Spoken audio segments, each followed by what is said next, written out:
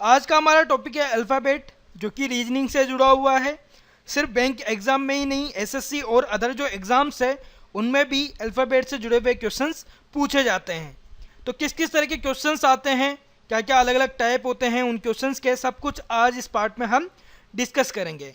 मैं आपको बताऊंगा अलग अलग टाइप के जो क्वेश्चंस पूछे जाते हैं अल्फ़ाबेट में और उनको हम किस तरह से सोल्व कर सकते हैं, अप्रोच क्या रहेगा हमारा, वो सब कुछ। और जो व्यूवर्स फर्स्ट टाइम हमारे इस चैनल पे हैं उनको मैं बताना चाहूँगा, क्वांटिटेटिव एप्टीट्यूड, रीजनिंग और इंग्लिश से जुड़े हुए कुछ टॉपिक हमने कंप्लीट कर लिए हैं, जिन्हें आप यहाँ पर क्लिक करके देख सकते हैं। और हमारे इस चैनल को आप यहाँ पर क्लिक करके सब्सक्राइब कर लें, ताकि कोई भी नया वीडियो जब हम अपलोड करें उसका नोटिफिकेशन आपको मिल जाए, आपकी प्रिपरेशन जो है कंटिन्यू बनी रहे।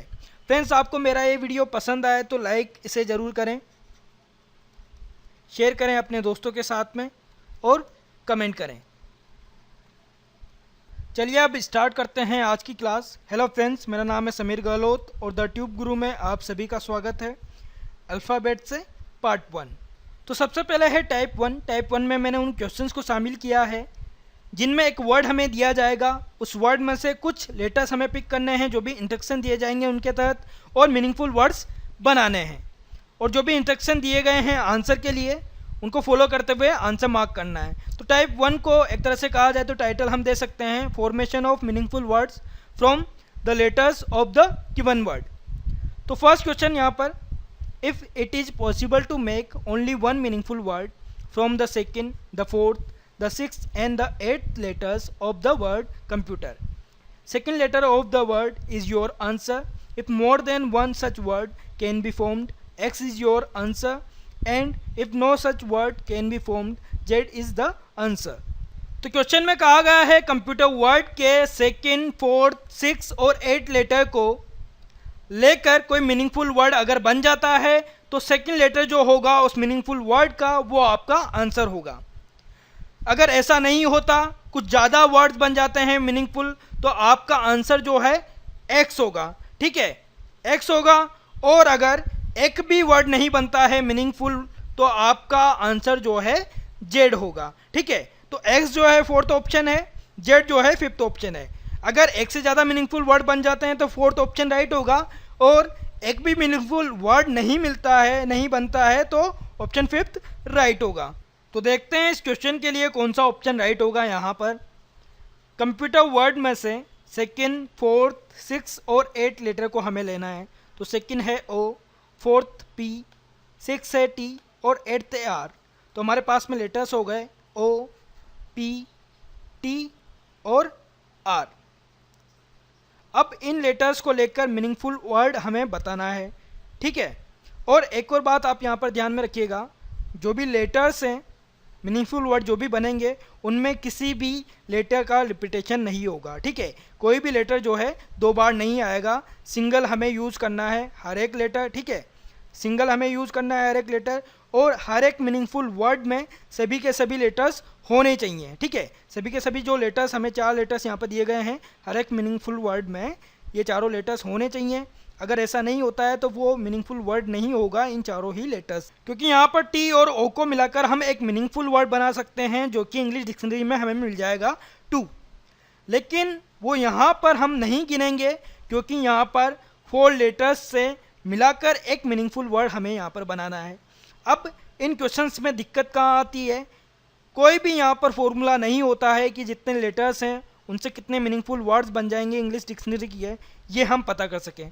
ठीक है, तो इनका आंसर जो है वो किस तरह से आप दे पाएंगे, अगर आपकी इंग्लिश वोकैबुलरी जो है वो स्ट्रॉन्ग है, ज़्यादा से ज़्यादा वर्ड जो हैं इंग्लिश के आपको पता हैं, तो इजीली आप इनके आंसर्स दे सकते हैं। और कोई ट्रिक नहीं होती इन क्वेश्चंस को सोल्व करने की, ट्रायल एंड एरर बेसिस पर आप आंसर फाइंड आउट कर सकते हैं। ठीक है, एक आइडिया आप लगा सकते हैं कि हाँ ये भी मीनिंगफुल वर्ड बन सकता है। अगर आपको इंग्लिश वोकैबुलरी जो है स्ट्रॉन्ग नहीं है तो आइडिया आप लगाकर इन क्वेश्चंस को सोल्व करते हैं।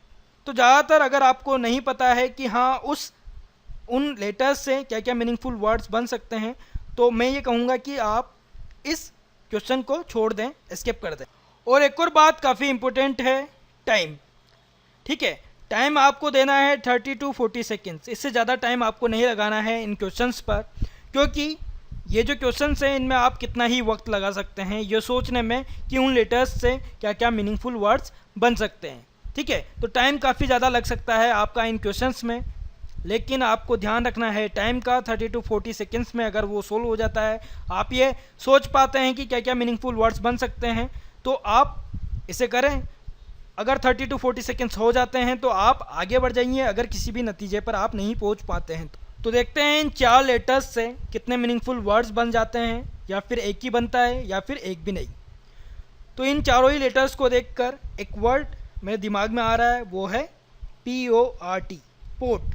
ठीक है, ये वर्ड इंग्लिश डिक्शनरी में आपने देखा होगा, पोर्ट एक मीनिंगफुल वर्ड है। इसके अलावा इन लेटर्स से कोई वर्ड जो है मेरे दिमाग में नहीं आ रहा, और हो सकता है मीनिंगफुल वर्ड हो या फिर हो सकता है नहीं भी हो। ठीक है, बट यहाँ पर इनको देखने पर सिर्फ एक ही लेटर मेरे समझ में आया है, वो है पोर्ट। ठीक है, अब यहाँ पर सेकंड लेटर जो है उस आंसर का, उस मीनिंगफुल वर्ड का, वो हमारा आंसर होगा। तो यहाँ पर थर्ड जो है हमारा आंसर होगा, क्योंकि सेकंड लेटर जो है वो है मीनिंगफुल वर्ड में।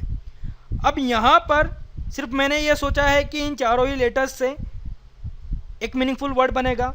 अगर ज़्यादा बन जाते हैं, ठीक है, अगर ज़्यादा बन जाते हैं तो हमारा आंसर जो है फोर्थ ऑप्शन राइट होगा। ठीक है, क्योंकि पोर्ट बनने पर कुछ हम अदर जो हैं ऑप्शंस एलिमिनेट कर सकते हैं।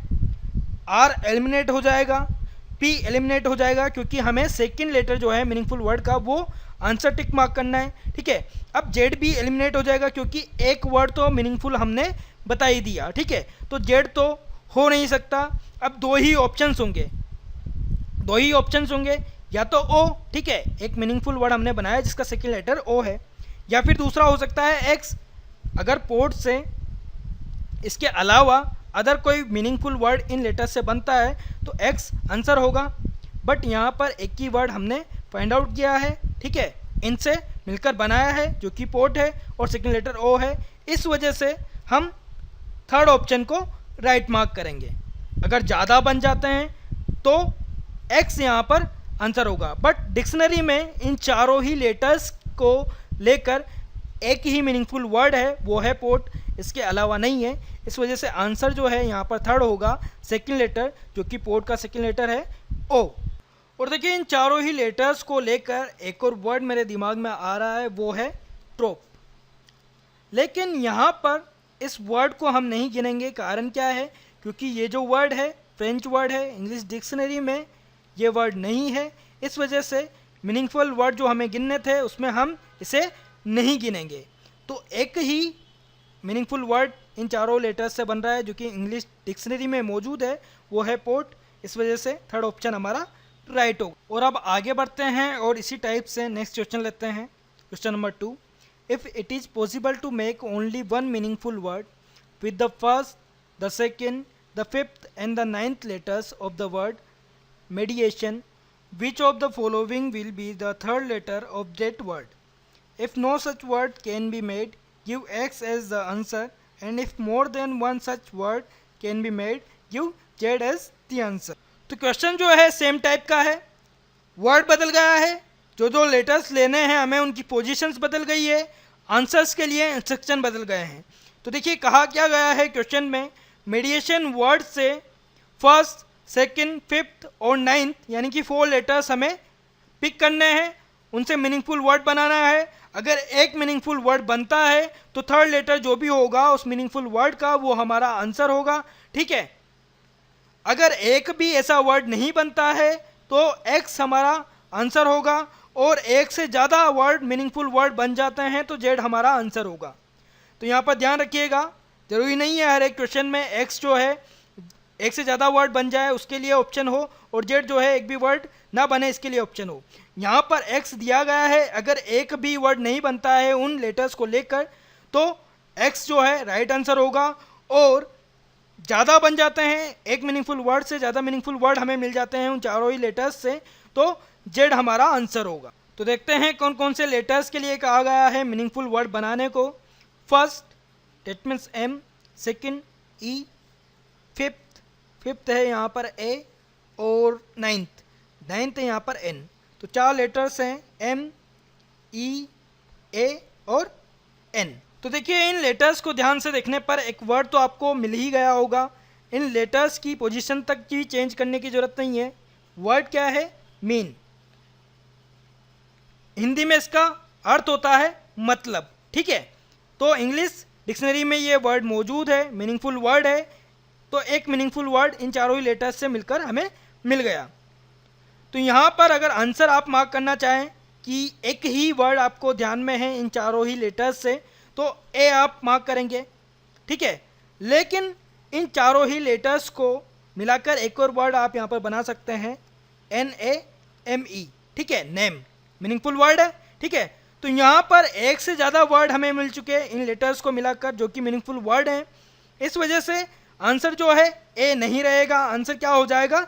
जेड, क्योंकि इन लेटर्स को मिलाकर एक से ज़्यादा वर्ड बन चुके हैं, ठीक है, एक से ज़्यादा वर्ड बन रहे हैं। इस वजह से आंसर जो है जेड राइट होगा। अगर दो से ज़्यादा भी बन जाते हैं तो भी आंसर तो जेड ही राइट होने वाला है, ठीक है, तो भी आंसर तो जेड ही राइट होने वाला है। तो हमें सिर्फ राइट आंसर से मतलब। लेकिन मैं आपको यहाँ पर बता दूँ कि इन चारों ही लेटर्स को मिलाकर एक और वर्ड बन सकता है जो कि मीनिंगफुल वर्ड है, वो है मैन। इसका मतलब क्या होता है?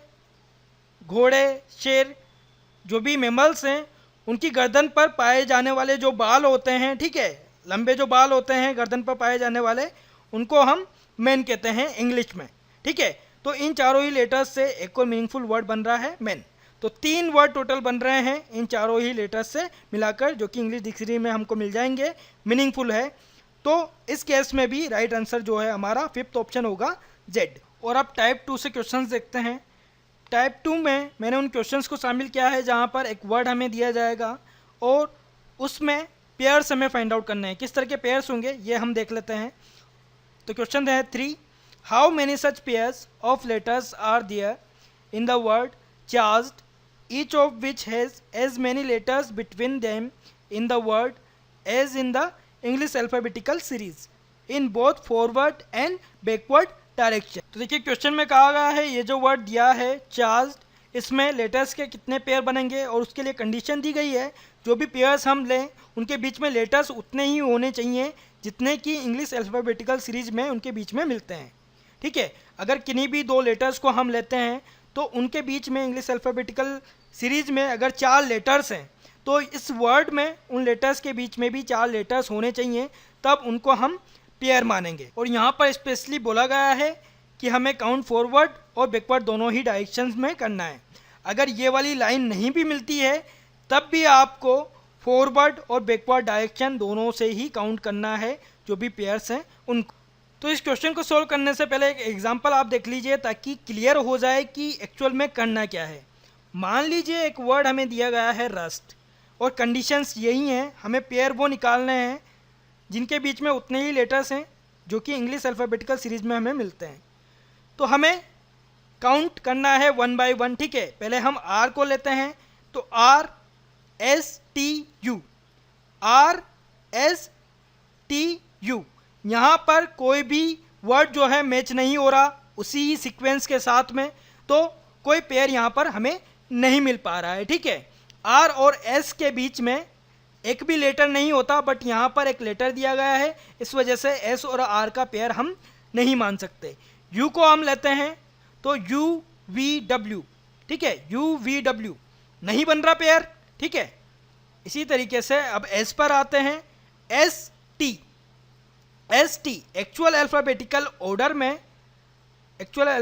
ऑर्डर में एस और टी के बीच में एक भी लेटर नहीं होता और यहाँ पर भी एक भी लेटर नहीं है, इस वजह से एक पेयर जो है हमारा वो क्या बनेगा, ST बनेगा, ठीक है।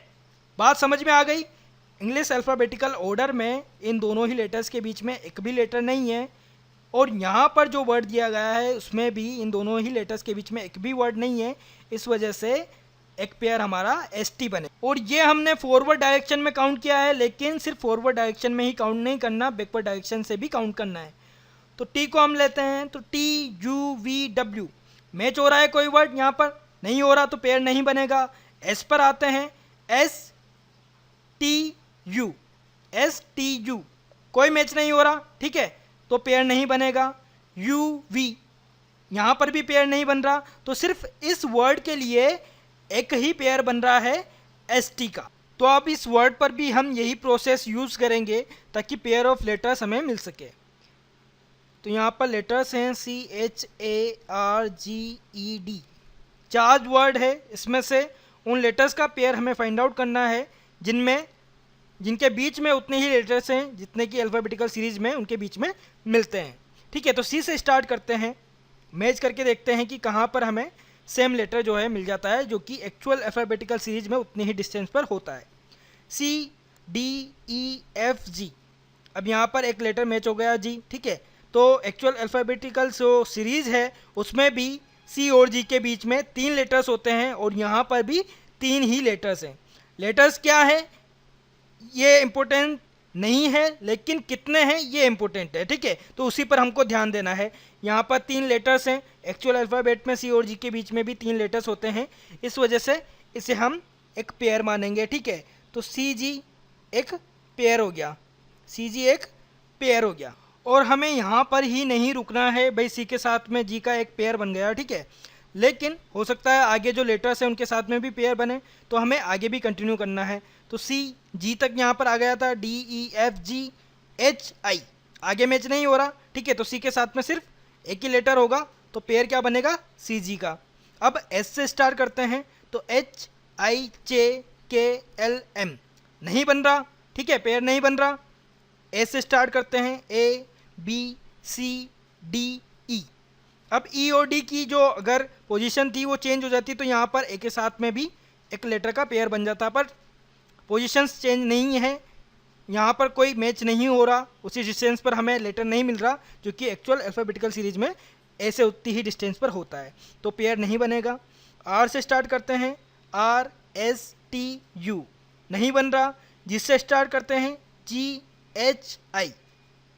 E से स्टार्ट करते हैं, EF।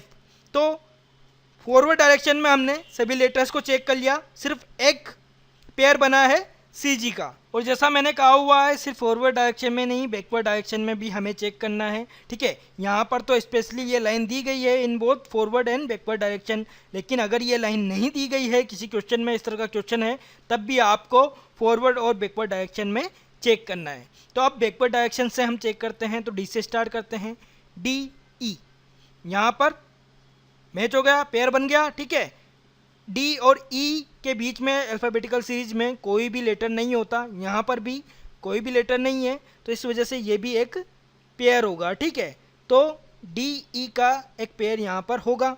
अब D से आगे भी चेक कर लेते हैं कि कोई लेटर उसी पोजीशन पर है जो कि अल्फ़ाबेटिकल सीरीज में होता है, तो DEFGHIJ नहीं है। E से स्टार्ट करते हैं, EFGHIJ नहीं मिल रहा। ठीक है, G से स्टार्ट करते हैं, GHIJK नहीं मिल रहा। R से स्टार्ट करते हैं, RSTU नहीं है, ABC। अब देखिए यहाँ पर A और C के बीच में एक लेटर है। अल्फ़ाबेटिकल सीरीज की हम बात करें तो A और C के बीच में भी एक ही लेटर होता है जो कि B होता है, लेकिन जैसा मैंने कहा है लेटर पर ध्यान नहीं हमें देना है, सिर्फ कितने लेटर्स हैं इस बात पर हमें ध्यान देना है। तो A और C के बीच में अल्फ़ाबेटिकल सीरीज में एक लेटर होता है, यहाँ पर भी A और C के बीच में एक ही लेटर है, इस वजह से इसको भी एक पेयर हम मानेंगे। तो एक पेयर क्या हो गया, AC का।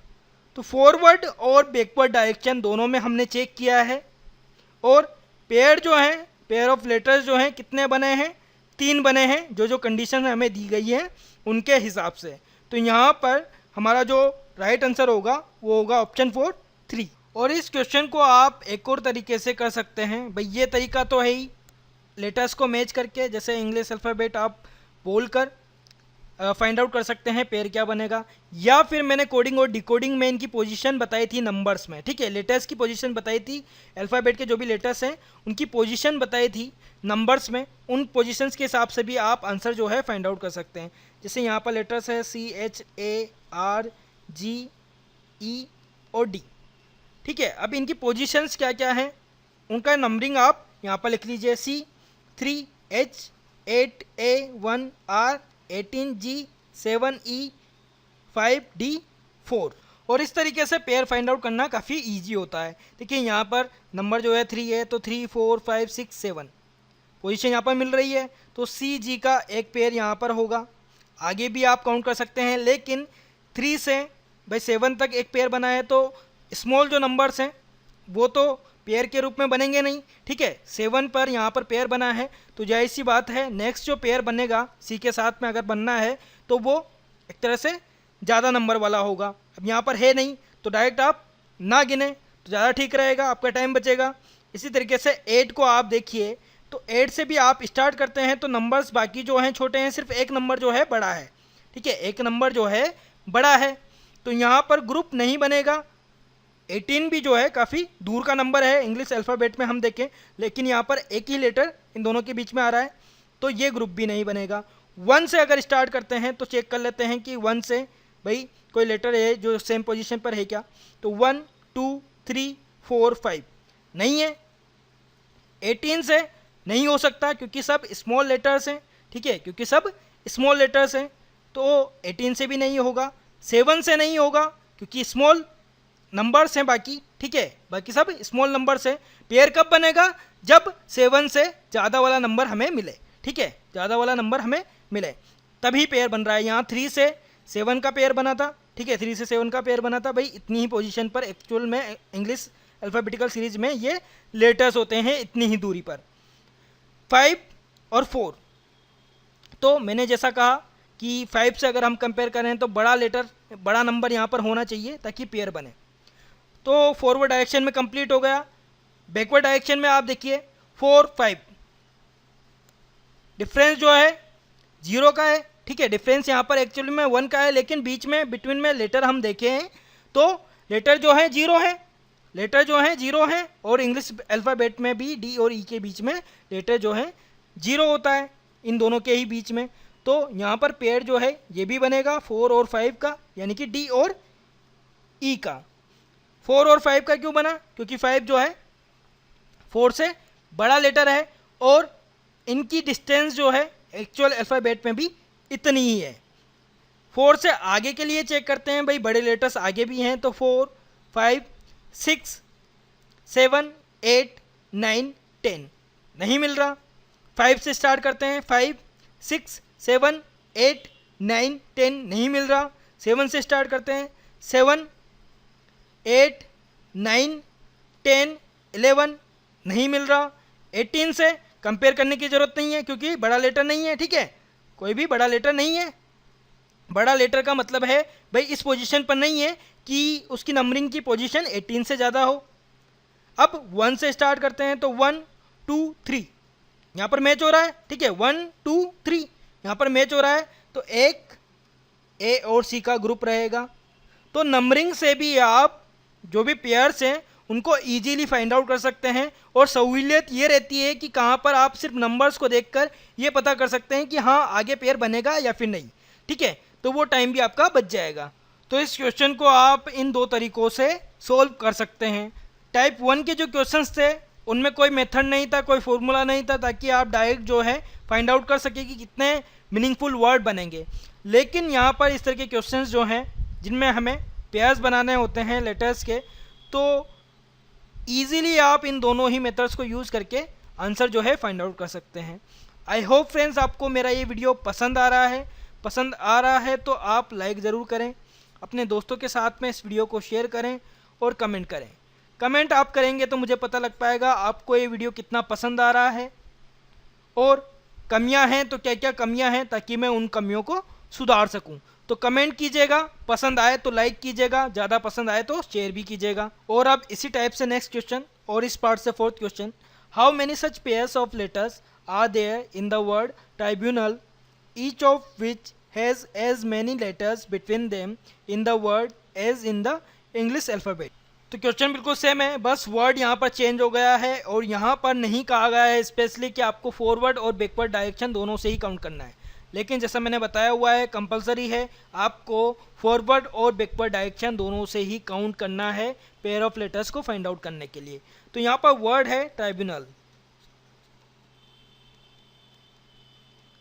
तो जो दो मेथड मैंने बताया उनमें से किसी भी एक को आप यूज़ करके पेयर ऑफ लेटर्स जो हैं फाइंड आउट कर सकते हैं। यहाँ पर मैं पोजीशंस लिख रहा हूँ इनकी, जो भी अल्फ़ाबेटिकल सीरीज में होती है वो मैं यहाँ पर लिख रहा हूँ इजीली इसको सोल्व करने के लिए। आपको जो भी कंफर्टेबल मेथड लगे उससे आप सोल्व कर सकते हैं। तो टी जो है 20 पर आता है, आर की पोजीशन 18, आई नो, ठीक है। तो 9 पर यहाँ पर आता है आई, बी 2 पर आता है, यू के लिए हमने देखा था अल्ट्रा वायलेट वेव, ठीक है, अल्ट्रा वायलेट वेव यानी कि 21 पर, यू का हमने याद किया था 21 पर, इसकी पोजीशन होती है एन, 14 पर आता है ए 1 पर, और एल फलरक्स से हमने याद किया था कि 12 पर आता है। तो लेटर्स की पोजीशन जो अल्फ़ाबेटिकल सीरीज में होती है वो हमने लिख ली है।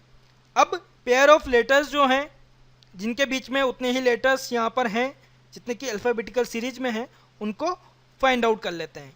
तो फर्स्ट यहाँ पर नंबर है हमारे पास में 20, बाकी सभी नंबर्स जो हैं 20 से छोटे हैं सिर्फ 21 को छोड़कर। अब 21 जो है 20 से नेक्स्ट होता, इमीडिएट नेक्स्ट होता, तो हम उसे एक पेयर मान सकते थे, लेकिन यहाँ पर 20 और 21 के बीच में 3 लेटर्स हैं, इस वजह से ये पेयर नहीं होगा। बाकी और हमें काउंट करने की ज़रूरत नहीं है, ठीक है, 20 से छोटे नंबर्स हैं। इसी तरीके से 18 को आप लीजिए, ठीक है, 18 को आप लीजिए, 18 से यहाँ पर बाकी सब नंबर्स छोटे हैं, 21 बड़ा है, और लगभग डिस्टेंस जो है ऐसा लग रहा है कि अल्फ़ाबेटिकल सीरीज में उतनी ही डिस्टेंस होती है। तो काउंट कर लीजिए आप 18, 19, 20, 21, ठीक है, 18, 19, 20, 21 मैच हो रहा है, तो ये एक पेयर बनेगा आर यू का, ठीक है, ये एक पेयर बनेगा आर यू का, आर एस टी यू, ठीक है, यहाँ पर हमें एक पेयर मिल गया। अब 9 को लेते हैं, तो 9 से भी बड़े नंबर यहाँ पर हैं, तो 9 से भी काउंट कर लेते हैं, 9, 10, 11, 12, 13, 14 नहीं हो रहा। 2 से भी एक तरह से इस तरह के नंबर हैं जो काफ़ी डिस्टेंस के नंबर हैं, तो यहाँ पर पेयर नहीं बनेगा। इन नंबर्स को देखकर ही हम आइडिया लगा सकते हैं, ठीक है। 1 जो है इसके पास का है, लेकिन स्मॉल नंबर है तो उसको काउंट करने की जरूरत नहीं है। बाकी सब नंबर जो हैं बड़े नंबर हैं 2 से, लेकिन इतनी डिस्टेंस पर है ताकि यहाँ पर ग्रुप जो है नहीं बन पाएगा, बी के साथ में कोई लेटर जो है ग्रुप में नहीं आ पाएगा, ठीक है। अब यहाँ पर फॉरवर्ड डायरेक्शन एक तरह से हमारी कंप्लीट हो गई। बाकी इन नंबर्स को देखकर हमें नहीं लगता कि यहाँ पर कोई ग्रुप बन रहा है। बैकवर्ड डायरेक्शन से स्टार्ट करते हैं, तो 12 से स्टार्ट करते हैं, तो देखिए 12, 13, 14 यहाँ पर पेयर बन रहा है एल और एन का, ठीक है, पेयर बन रहा है यहाँ पर एल और एन का। लेकिन जैसा मैंने कहा हुआ है यहाँ पर भी आपको स्टॉप नहीं हो जाना है, 12 से आगे भी चेक करना है कि हो सकता है एल के साथ में कोई और लेटर के साथ में पेयर बने। तो 12, 13, 14, 15, 16, 17, 18 यहाँ पर भी पेयर बन रहा है, ठीक है। तो एल का आर के साथ में भी पेयर होगा, क्योंकि एल और आर के बीच में उतने ही लेटर्स हैं जितना कि अल्फ़ाबेटिकल सीरीज में होते हैं। 1 से स्टार्ट करें तो देखिए कोई मतलब नहीं निकलेगा इन नंबर्स को देखकर, ठीक है। 1 से 2 करीब का नंबर है, लेकिन यहाँ पर भी बीच में 2 लेटर से आ रहे हैं, एक भी लेटर नहीं आता तो हम उसे पेयर मानते हैं, लेकिन ऐसा नहीं है। अब 14 से स्टार्ट करते हैं, तो 14, 15, 16, 17, 18, ठीक है, 14, 15, 16, 17, 18 तो एक पेयर क्या बन रहा है एन और आर का, एक पेयर क्या बन रहा है एन और आर का। आगे 21 है, 21 से सब छोटे नंबर्स हैं तो पेयर नहीं बनेगा, जैसा हमने देखा हुआ है। 2 नंबर है तो 2, 3, 4, 5 आप काउंट कर सकते हैं, या फिर नंबर्स को देखकर ही आप आइडिया लगा सकते हैं कि कोई पेयर यहाँ पर नहीं बनेगा। 9 के साथ में भी कोई पेयर नहीं बनेगा। 18 और 20 यहाँ पर बीच में 1 लेटर होना चाहिए था, ठीक है, एक भी लेटर नहीं है, इस वजह से पेयर हम नहीं मानेंगे। तो ट्रिब्यूनल जो वर्ड दिया है उसमें पेयर्स हमें कितने मिले हैं, 4 पेयर्स मिले हैं, R U, L N, L R, N R. तो इस क्वेश्चन के लिए हमारा जो राइट आंसर है वो होगा 5th, मोर देन 3। पेयर्स कितने बन रहे हैं, 4 पेयर्स बन रहे हैं जो कि 3 से ज़्यादा है, ठीक है। तो 5th ऑप्शन यहाँ पर राइट होगा।